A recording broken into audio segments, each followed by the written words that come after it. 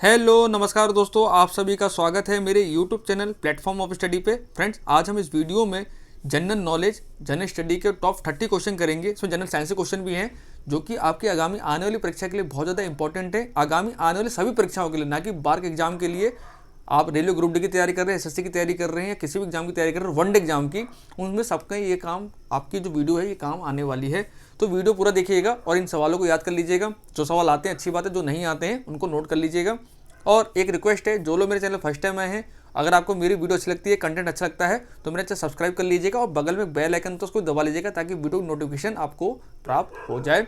और मेरा Telegram channel यहाँ से ज्वाइन कर लीजिएगा, जिसका लिंक मैंने वीडियो डिस्क्रिप्शन बॉक्स में दे रखा है। ये 30 क्वेश्चन बहुत ही महत्वपूर्ण सवाल है।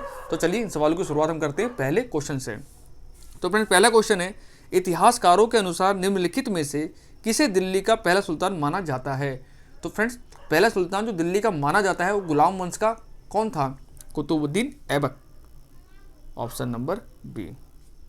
अगला सवाल है, निम्नलिखित में से कौन सी भाषा भारतीय संविधान की 8वीं अनुसूची में उल्लिखित आधिकारिक भाषाओं में से नहीं है? बहुत इंपॉर्टेंट सवाल है फ्रेंड।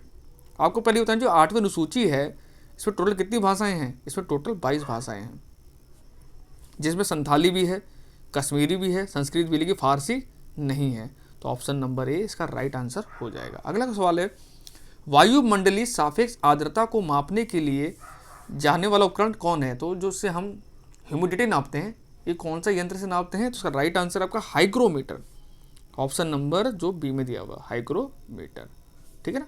अगला सवाल है, निम्नलिखित में से कौन से देश संयुक्त राष्ट्र सुरक्षा परिषद के स्थायी सदस्य? बहुत इंपॉर्टेंट सवाल है। तो आप सबको पता होगा 5+1 जो है चलता है, 5 स्थायी मेंबर और एक अलग से जो बाहरी स्थायी मेंबर है।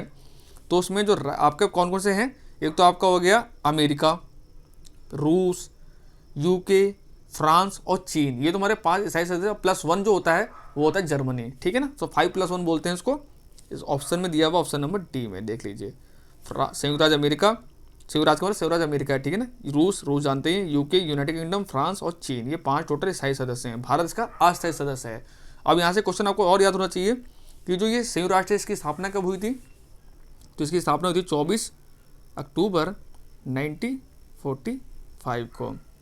ठीक है ना। इसके वर्तमान जो वो हैं अध्यक्ष हैं कौन है? एंटोनियो गुटेरस, जो महासचिव हैं इसके। ठीक है ना। अगला सवाल है, निम्नलिखित में से किस दिन को राष्ट्रीय एकता दिवस के रूप में मनाया जाता है? तो फ्रेंड्स, हर साल जो राष्ट्रीय एकता दिवस मनाया जाता है, किसकी याद में मनाया जाता है? सरदार वल्लभ भाई पटेल जी की याद में मनाया जाता है, जिनके नाम पे स्टैचू ऑफ यूनिटी बनाया गया है गुजरात के नर्मदा डिस्ट्रिक्ट में।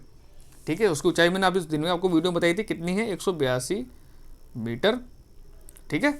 और जो मनाया जाता है राष्ट्रीय एकता दिवस, इनका जो जन्म दिवस है 31 अक्टूबर, इस दिन मनाया जाता है, ऑप्शन नंबर सी। और फ्रेंड, इससे पहले दोपहर में मैंने करंट अफेयर की वीडियो अपलोड करी थी मैंने, जिसमें मैंने नवंबर माह का करंट अफेयर करा दिया है। कल मैं आपको अक्टूबर और जनवरी दोनों का करंट अफेयर करा दूंगा। बस इतना पढ़ लेंगे, इतना सफिशिएंट से ज़्यादा पुराना करंट अफेयर आपके एग्जाम में नहीं पूछा जाएगा। ठीक है ना। बाकी किस्मत की बात है, लेकिन ज़्यादा करंट अफेयर 2-3 महीने का ही पूछा जाता है हर एग्जाम में। ठीक है ना। अगला सवाल है, भारत में नोटबंदी यानी विमुद्रीकरण कब हुआ था? ये क्वेश्चन आज भी एग्जाम से में आ रहे हैं, समझ लीजिए। सर, जो नोटबंदी हुई थी, विमुद्रीकरण में जो नोटबंदी हुई थी, तो ये कब हुई थी? ये हुई थी 8 नवंबर 2016 को। ये दिन तो वैसे कोई नहीं भूल सकता है। ठीक है ना। अगला सवाल है, मानव तस्करी और जबरन श्रम पर रोक का भारतीय संविधान के मौलिक अधिकारों की श्रेणी में किया गया है? तो फ्रेंड, जो मानव तस्करी होता है, जबरन श्रम रोक है, ये कौन सा संवैधानिक अधिकार होगा हमारा? ये शोषण के विरुद्ध अधिकार होगा। राइट आंसर होगा शोषण के विरुद्ध। ये शोषण के अंतर्गत आता है सभी। ठीक है ना। मानव तस्करी कर रहे हैं, जबरदस्ती हम किसी को इधर उधर बेच रहे हैं, इंसान को बेच रहे हैं, और जबरदस्ती हम किसी से काम करा रहे हैं, तो ये क्या है? शोषण तो कर रहे हैं उसका। ठीक है ना। अगला सवाल है, निम्नलिखित विकल्पों में से किसे भारत और चीन के बीच प्रभावी सीमा कहा जाता है? यानी भारत और सीमा की जो सीमा रेखा है उसका क्या नाम है? उसका नाम है मैकमोहन रेखा, ऑप्शन नंबर ए।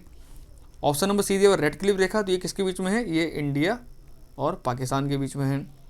पायल डमरू मध्य, ये किसके बीच में है? ये इंडिया और श्रीलंका के बीच में है।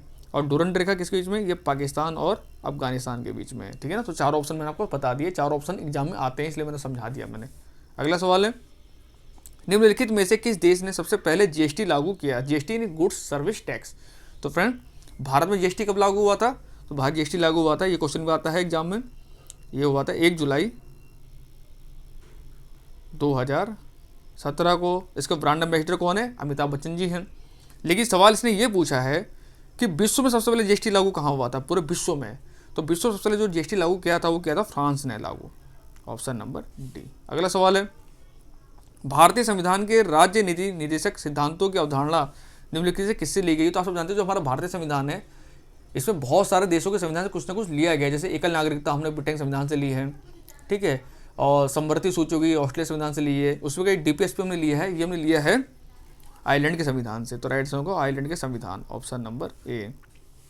अमेरिका संविधान से क्या ले रखा है? अमेरिका संविधान बता रहा हूँ, राष्ट्रपति इलेक्शन हो गया आपका, और मैं बता रहा हूँ क्या है, हाँ कानून में जो नहीं कानून क्या बोलते हैं, न्यायिक पुनरावलोकन, न्यायिक पुनरावलोकन में हमने अमेरिका संविधान से लिया है।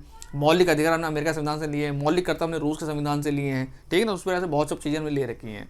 अगला सवाल है, निम्नलिखित में से कौन भारत के प्रथम सर्वोच्च वीरता पुरस्कार परमवीर चक्र से सम्मानित हुए थे? तो सब जानते होंगे कौन थे वो, जिनको सबसे पहले परमवीर चक्र से सम्मानित किया गया था, वो थे major Somnath Sharma, option number A.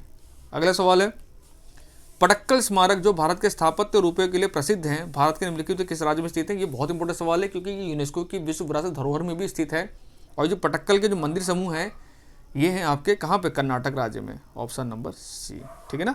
अगला सवाल है, पाकिस्तान के लरकाना जिले में सिंधु नदी के तट पर स्थित सिंधु घाटी सभ्यता का एक प्रमुख शहर निम्नलिखित कौन सा है? तो फ्रेंड जो लरकाना जिले में सिंधु नदी के तट पर कौन सा शहर स्थित है? तो इसका राइट आंसर वो है मोहनजोदड़ो, ऑप्शन नंबर ए। एक हड़प्पा है, ये हमारे भारत में पड़ता है, ये किस नदी किनारे है ये भी आपको याद रखना है, ये पूछा जाता है, ये है रावी नदी किनारे, ठीक है। मोहनजोदड़ो सिंधु नदी किनारे ऑलरेडी क्वेश्चन में दिया हुआ है, तो ये भी आपको याद रखना है, ठीक है ना। अगला सवाल है, डैश पहली महिला लोकसभा अध्यक्ष थी? बहुत इंपॉर्टेंट सवाल है फ्रेंड्स। तो पहली महिला जो लोकसभा अध्यक्ष थी भारत की वो कौन थी? वो थी हमारी Meera Kumar, option number B. और एक इनकी पुत्री हैं, ये बाबू जगजीवन राम जो है उन्हीं की पुत्री हैं ये, ठीक है ना। अगला सवाल है, निम्नलिखित में से कौन सा लॉन्च वाहन मिशन चंद्रयान 2 में उपयोग किया गया था? ये सवाल काफी एग्जाम में आ रहा है, मिशन चंद्रयान 2 और चंद्रयान 1 दोनों अच्छे से पढ़ के जाना एग्जाम में, ठीक है ना। तो चंद्रयान 2 अगर बार्क में नहीं आएगा तो रेलवे में तो पक्का आएगा, रेलवे में इस टाइप के सवाल ज़्यादा पूछे जाते हैं और रेलवे से भी क्वेश्चन उठाया है मैंने। तो जो चंद्रयान 2 है इसको जिस रॉकेट छोड़ा गया था उसका नाम था GSLV Mark 3, ऑप्शन नंबर ए। और एक मंगलयानी पूछा जाता है, मंगलवान के याद रखना आपको PSLV 25, ठीक है ना। ये भी पोलर सैटेलाइट लॉन्च व्हीकल्स का मतलब होता है। और सबसे पहले जो PSLV का उपयोग किया गया था वो 1994 में किया गया था, ये भी क्वेश्चन आया हुआ है तो ये भी याद रखना, ठीक है ना। अगला सवाल है, भारत के पहले हिंदी भाषा के अखबार का नाम बताएं जिसे पहली बार 30 मई 1826 को प्रकाशित किया गया था। तो पहला हिंदी अखबार कौन सा था भारत का? सॉरी, तो वो था Udant Martand, option number B, sorry friend. अगला सवाल है, कौन सा रसायन आतिशबाजी प्रदर्शित करते समय हरे रंग के लिए जिम्मेदार है? तो आतिशबाजी समझ रहे, जब हम क्रैकर्स वगैरह जब हम लाइट उनको करते हैं, फोड़ते हैं हम क्रैकर्स को, तो कभी देखते हो लाल रोशनी निकलती है, कभी हरी रोशनी निकलती है। तो हरी रोशनी निकलते समय कौन सा केमिकल यूज होता है?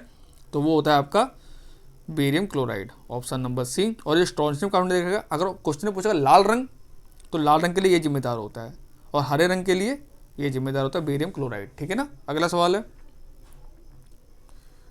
भारत के निम्नलिखित में से किन स्थानों के बीच महात्मा गांधी के नेतृत्व में अंग्रेजों के विरुद्ध नमक मार्च आयोजित किया गया था? यानी जो दांडी मार्च हुआ था, तो नमक आंदोलन हुआ था किसके बीच में? तो अहमदाबाद से दांडी तक की उन्होंने यात्रा की थी, ऑप्शन नंबर डी, जहाँ पर नमक कानून को तोड़ा था और सभी ने अवज्ञा आंदोलन की शुरुआत करी थी, ठीक है ना। तो ये भी याद रखना है। अगला सवाल है, अंगूर की खेती को आमतौर पर क्या कहा जाता है? तो फ्रेंड अंगूर की खेती को साइंटिफिक रूप से विटिकल्चर कहा जाता है, option number D.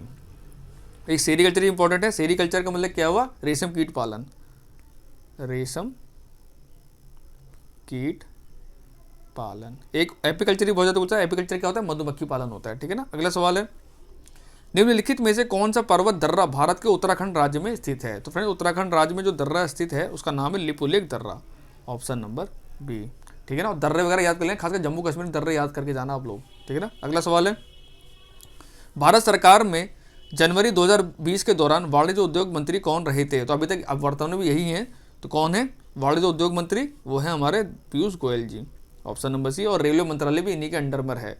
Nirmala Sitharaman सब जानते कौन है? ये वित्त मंत्री है भारत की। धर्मेंद्र प्रधान कौन है? धर्मेंद्र प्रधान जो है ये है हमारे पेट्रोलियम और प्राकृतिक गैस मंत्रालय, इनके अंदर प्रकाश जावड़ेकर, ये इनके अंदर कौन सा है? एक तो ये आपका मिनिस्ट्री ऑफ फॉरेस्ट वाला है और एक कम्युनिकेशन वाला इनके अंडर में, ठीक है ना। अगला सवाल है, निम्नलिखित में से किस देश ने दुनिया का प्रथम तैरता हुआ परमाणु संयंत्र बनाया है? बहुत इंपॉर्टेंट सवाल है, एग्जाम में काफी आ रहा है ये। तो प्रथम तैरता परमाणु संयंत्र है, परमाणु साइंस से रिलेटेड है, बाहर का डिपार्टमेंट है, इसलिए सवाल आ सकता है। तो राइट आंसर हो जाएगा हमारा रूस, ऐसा रूस ने कराया, ठीक है ना, आ सकता है, आएगा ये मुझे नहीं पता। अगला सवाल है, भारत संविधान के अनुसूचियों की कुल संख्या कितनी है? तो वर्तमान में भारत संविधान में जो अनुसूचियां हैं, शेड्यूल्स हैं, वो टोटल 12 हैं। लेकिन जब संविधान बना था, जब लागू हुआ था 26 जनवरी 1950 को, उस समय कितने थे? तो उस समय केवल 8 शेड्यूल्स थे ओनली। ये भी आपको याद रखना है। वर्तमान में पूछेगा तो 12, और जब लागू हुआ था तो 8 थे। ठीक है ना। अगला सवाल है, एम्पियर की एसआई इकाई है, तो एम्पियर किसकी एसआई इकाई होती है? ये इलेक्ट्रिक करंट की होती है। तो इलेक्ट्रिक करंट किस में? ऑप्शन नंबर बी में है। ठीक है ना। प्रकाश तीव्रता क्या होती है? इसके मात्रा होता है क्या बोलते हैं? कैंडेला। विद्युत आवेश क्या होता है? इसका होता है कूलम। चुंबकीय क्षेत्र क्या होता है? उसका होता है टेस्ला या वेबर प्रति मीटर स्क्वायर। ठीक है ना। अगला सवाल है, भारत के थार रेगिस्तान में स्थित कच्छ का रण भारत के निम्नलिखित राज्य में स्थित है। जो कच्छ का रण है, सब जानते हो, कच्छ रण उत्सव भी चलता है भी जनवरी फरवरी वहाँ पे। तो ये है आपके गुजरात राज्य में स्थित कच्छ का रण।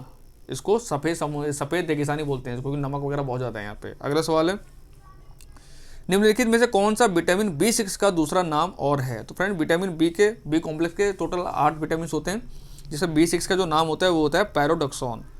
ऑप्शन नंबर सी। ठीक है ना। अगला सवाल है, वर्ष 1773 से 1785 तक वस्तुतः भारत के पहले गवर्नर जनरल कौन थे? तो भारत के जो पहले गवर्नर जनरल थे वो थे आपके वॉरेन हेस्टिंग। ठीक है ना। Option number A. अगला सवाल है, स्वतंत्र भारत के रक्षा मंत्री थे, तो स्वतंत्र भारत के रक्षा मंत्री कौन थे? वो थे आपके Baldev Singh. Option number C. ये सी होगा, डी लिख दिया है, सी होगा। ठीक है ना। अगला सवाल है, ये सेकंड लास्ट सवाल है इस वीडियो का, लावनी किस भारतीय राज्य का प्रसिद्ध लोक नृत्य है? लावनी बहुत ज़्यादा इंपॉर्टेंट है, काफ़ी एग्जाम में आता है लावनी, और जिस स्टेट के लिए आप तैयारी कर रहे हैं, महाराष्ट्र स्टेट, उसी का है वहाँ का। Option number B. ठीक है ना। और लास्ट सवाल इस वीडियो का, रक्त समूह प्रणाली को डैश ने की थी? तो रक्त समूह जो समूह है ए बी पॉजिटिव सब समूह है, इनकी खोज जो की थी वो की थी कार्ल लैंडस्टीनर ने। Option number D. ठीक है ना। इस वाली काफ़ी इंपॉर्टेंट, बहुत एग्जाम में आता है ये। तो फ्रेंड्स, ये हमारे टॉप 30 सवाल इस वीडियो को समाप्त होते हैं। आई होप आपको वीडियो अच्छी लगी होगी। अगर अच्छी लगी है तो लाइक शेयर कीजिएगा, और कमेंट बॉक्स में अपना स्कोर बताइए कि आपने कितने स्कोर किया इस वीडियो के माध्यम से। और फिलहाल जो मैंने पढ़ा है वो तो पढ़िए, साथ में अलग से और ज़्यादा पढ़िए, कहीं से कंटेंट पढ़ते रहिए, क्योंकि इतना ही पढ़ना सफिशिएंट नहीं है। ठीक है ना। मैं तो एक वीडियो आपको देता हूँ 30-40 क्वेश्चन की, तो 30-40 को जरूर थोड़ी कि इस वीडियो से क्वेश्चन आपको वहाँ मिल ही जाएंगे। तो अपने और तैयारी को स्ट्रॉन्ग कीजिए, जहाँ से आपको कंटेंट मिले कंटेंट लीजिए, और खूब पढ़ाई कीजिए, और ज़्यादा क्वेश्चन तैयार करके जाइए, ताकि एग्जाम में आपको प्रॉब्लम्स ना हो। और कल मैं आपको दूंगा दोपहर में करंट अफेयर की वीडियो दूंगा, शाम को फिर मैं देखता हूँ मैथ वगैरह की वीडियो आपको दूंगा कल में। ठीक है ना। तो अब 2-3 दिन बचे हैं, फटाफट इसको खत्म करते हैं, फिर एडवांस एग्जाम की हम तैयारी शुरू करेंगे। ठीक है ना। Thank you.